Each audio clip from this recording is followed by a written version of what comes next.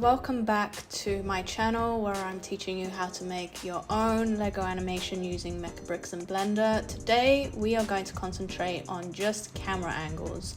So as you can see, I've used a number of camera angles here in the little animation, and I'm going to teach you a very quick way to set up your cameras and put them onto your timeline in an easy way. So first off, what I'm going to tell you to do is, if you are still following from the last tutorial, make sure that you're in object mode before you do anything else. And we're going to come up to here and we're going to set up a new folder, and let's just be organized and name this camera, just so you know that all your cameras are in the same place. And then you're going to click on the camera and we're going to add our first camera. And for the first shot, I think I like this kind of view.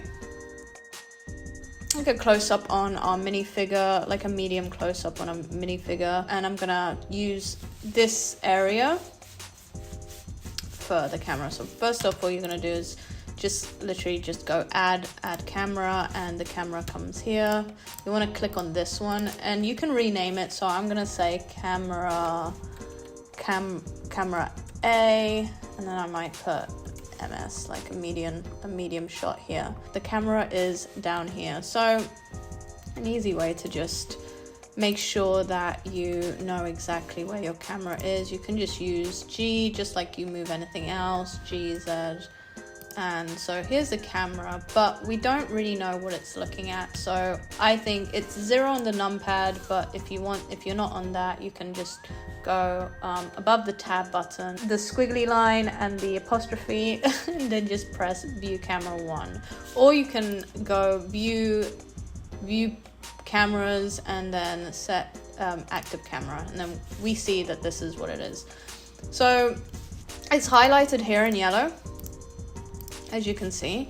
So you can just G and then scroll back like you would, or just move your mouse like you would anything else, and then you can press Y to move it across, and then X obviously to pull it back, and then, you know, the way that we would move any other object. What you could also do is just go here to transform, and here is an easy way to move.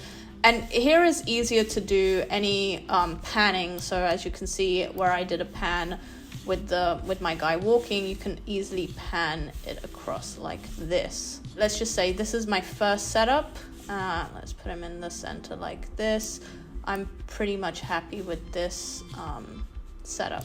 You can always come down to here. You can change the focal length. So if you want, I'm sticking on 50 millimeters, but obviously if you want like 30 millimeters, it will move, and then you can adjust accordingly, once again, how you would want to. So this is one way of doing it, and it's my preferred way.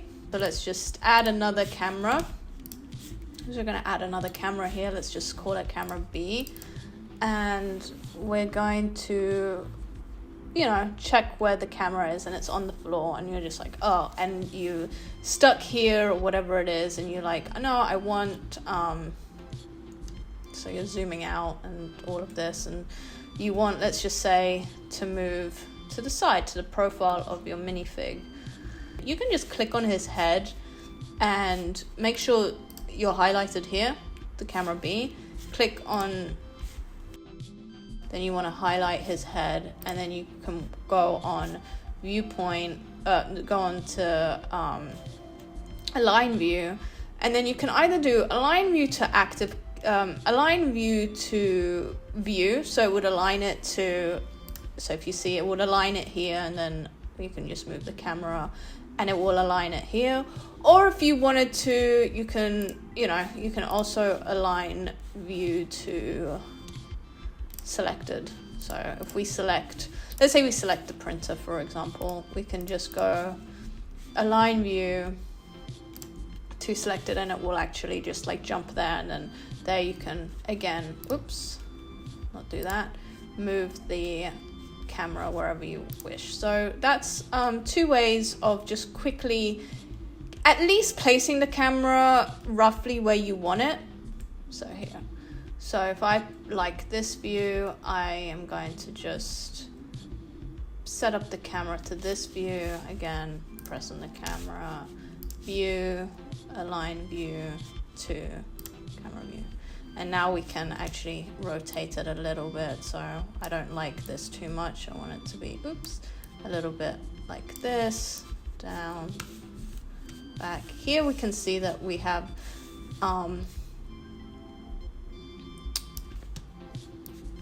let's go back.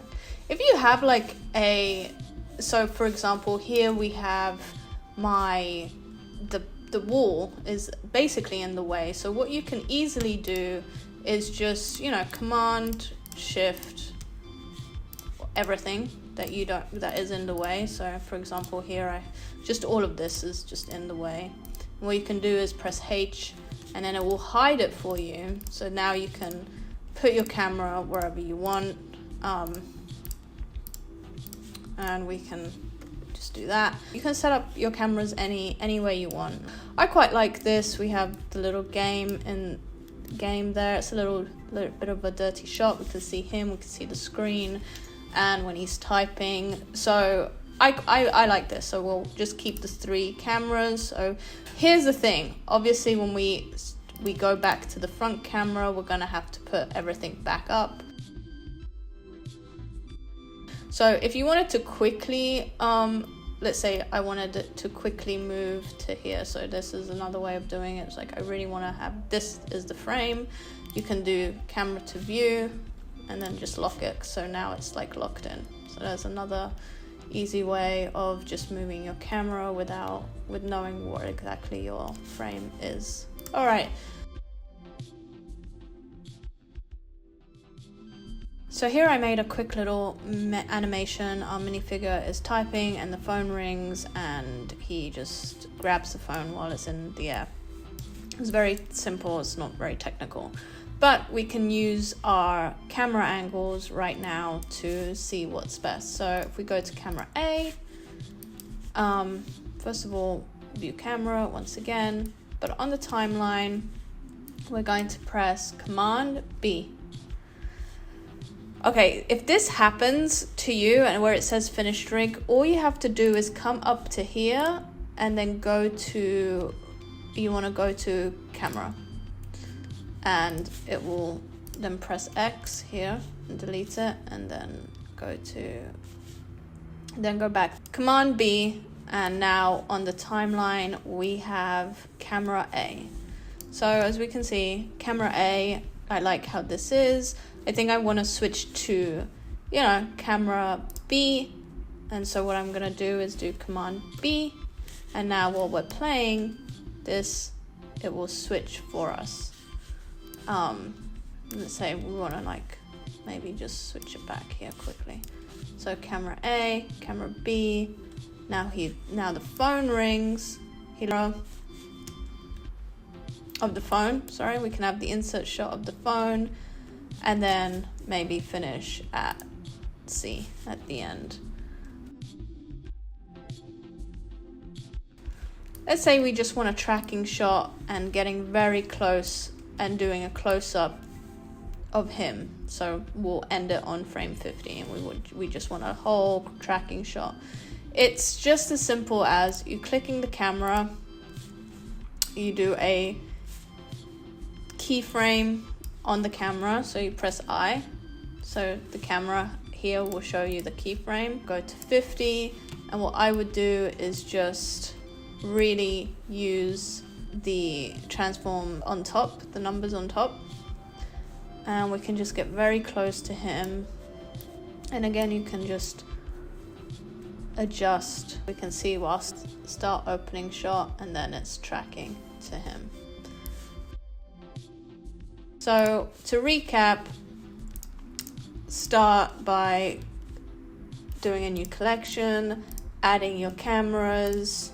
The easiest way to do this is to just select your camera, go to view, align with, and then the view. You can also come here to view, camera to view, and then if you check that, it will move the camera with how you're move the camera as you move the screen. Just make sure to unclick it when you want to lock the camera.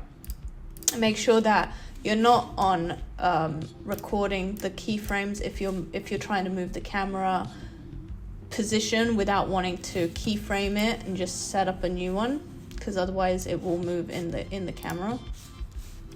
You have to delete the keyframes and start from scratch, and in Command B, press on the camera, whatever camera you want, press Command B, and then it will switch to your view there. And if you want to see it in real time how it comes out, you can always go to view, viewport render animation, and it will come and do like a quick little render for you to show you how it will look. So that's also like quite cool to see. Obviously it will have all of the pose mode and bones and whatnot, so your empties will come on. But yeah, that's pretty much how to quickly and easily set up a camera and how to do the tracking. Let me know in the comments if you want me to go over anything else specific about camera movements, and I can help you. Next week we will be going over lighting and how to add lighting, how to keyframe lighting, and how to adjust lighting.